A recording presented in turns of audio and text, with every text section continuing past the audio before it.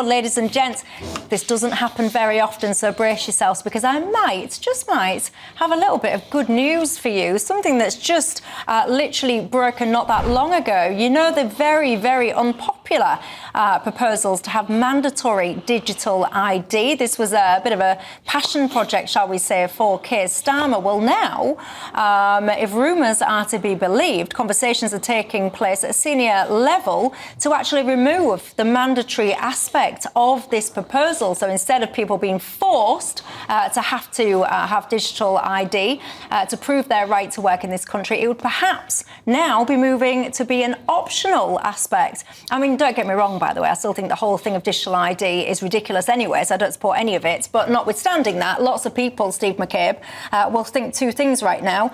Firstly, they will think fabulous. If this happens, it's a step in the right direction. Secondly, they will think your government is an absolute shambles, because I've lost track now of what number U-turn this will be, if indeed it happens.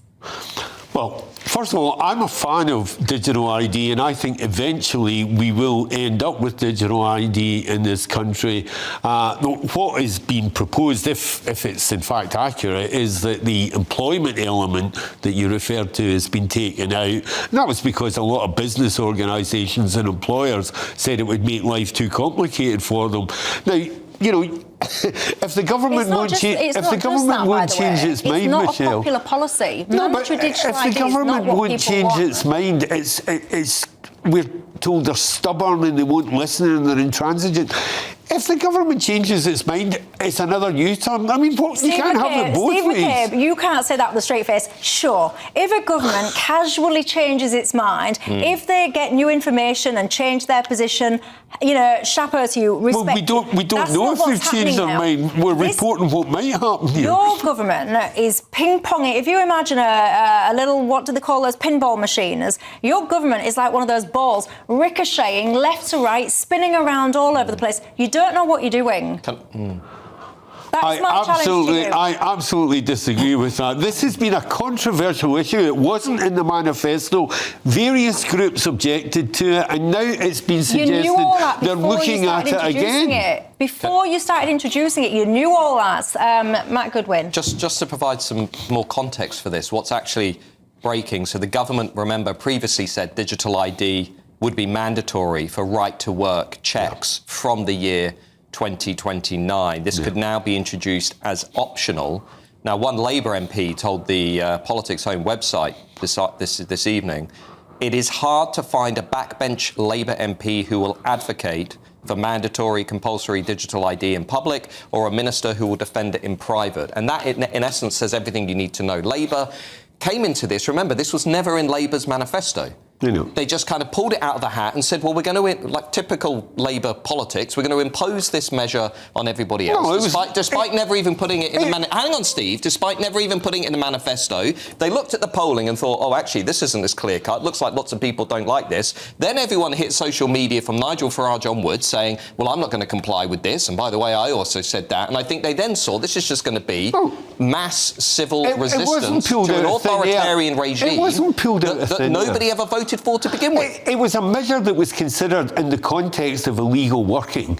That's what it was looked at. If you're breaking into the country illegally and you're already in the black economy, you're not going to get caught by a digital ID check. It was a measure that was looked at in the context of illegal working. Was it in a manifesto? No, it wasn't. Right, that's not how we do democracy in this country. Well, we put the things in front of the people, and then they vote for that. Manifesto. What we don't do is we don't run off to the Blairite Institute, right, the little Tony Blair's Institute, and we say, Tony, without any democratic mandate, what can we put on top of the British people? That if governments only put forward what was in their manifesto, we'd have very little government. Maybe it would be a good thing. 13 U-turns. I tell you what, though, this government is shambolic, it is inconsistent, it is collapsing in the polls. I think this government will not get to the end of this year. This interruption is brought to you by ExpressVPN and their New Year deal. New Year, new VPN. And a huge saving of up to 80% if you act now. You're busy planning how to get in shape, but the hackers are planning how to get into your accounts. ExpressVPN locks down your connection so you can start the year protecting your data. This offer ends on the 7th of January, so scan the QR code or click the link in the description now. We need a general election now. We need Keir Starmer out on number 10. Now the Conservative Party, Mark, too. If they take on any more Conservative refugees, there won't be a Reform Party. It looks ridiculous to the country, to the voters, to the electorate. This whole show looks ridiculous. Starmer, remember, we were told, he'd be the adult in the room. We'd be back to responsible, stable leadership. 13 U-turns. They've barely been in office for a little over, 14, 15 months. It's a complete one sham. man's U-turn is another man's considered change of opinion. I know, but right, let me ask you honestly, do you not feel a little bit embarrassed by the way that the current government is performing? No, I don't. I think all governments have... Honestly, I don't sense that at all. I have seen just as many things happen in governments of all shades in the past. I don't see that at all. I see a government that inherited a torrid state of affairs from its predecessors and has done its level best in some very difficult circumstances to weave a path. Some of its communications have been really poor, and I'd be the first to acknowledge that.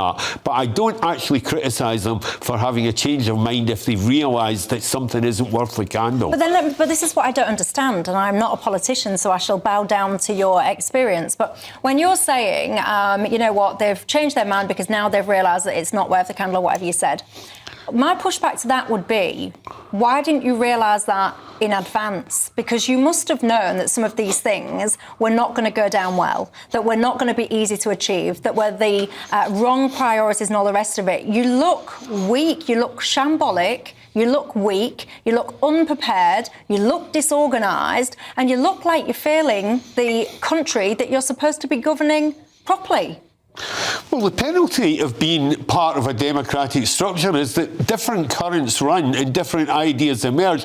Obviously, in a dictatorship, you don't have this problem. It don't wash with me saying that all of this was all about trying to clamp down on illegal working, because already migrants need like a share code and stuff like that. So it's just, no. Does it wash with you? No, it doesn't. What this government has been all about from day one has been authoritarian progressivism. And what I mean by that is a government that instinctively reaches, whenever there's a problem, whenever there's a challenge, to try and shut down and narrow the public square, to try and keep people under surveillance, to try and manage democracy rather than to let democracy breathe. We saw it after Southport. We've seen it with the anti-Muslim or Islamophobia definition. We've seen it with the expansion of non-crime hate incidents, which even the police have now said are ridiculous. We've seen it with Keir Starmer branding everybody far right. We've seen it with the government and the police throwing into prison pensioners for sharing their views on social media. And we've seen it in the push for digital ID. This is classic authoritarian progressivism. They cannot win the arguments in the country. They cannot bring the people over to their side of the debate. So they try and control the people. They try and manage the people, except they mess with the wrong people. These are the islands, remember, that created liberty. The history of England is the history of liberty. That's what Macaulay said. And the British people and the English people are never going to stand for and tolerate this kind of authoritarianism. Final words to you. The only thing you're missing there is... Well, I'm afraid, look, I accept that is your view of the Labour government, and it was probably your view 1 minute after Labour won the election. I accept that, and that is the kind of politics that you support. I understand that. I personally think that is a complete load of nonsense. I think most of the things you referred to are things that happened before this government was ever elected. Your issues about people being put in prison, I'm afraid it is true. And of course there will be, of course there are casualties. Sometimes when you have things like Palestinian Solidarity Action, you end up with people going to prison, and if they go on hunger strike, too bad. Everybody can see what they can see. Everybody out there knows what I'm talking about. Well, you've got eyes, you've got ears, and you've got your own minds. That's what I like about you. You'll have very strong opinions on all of that.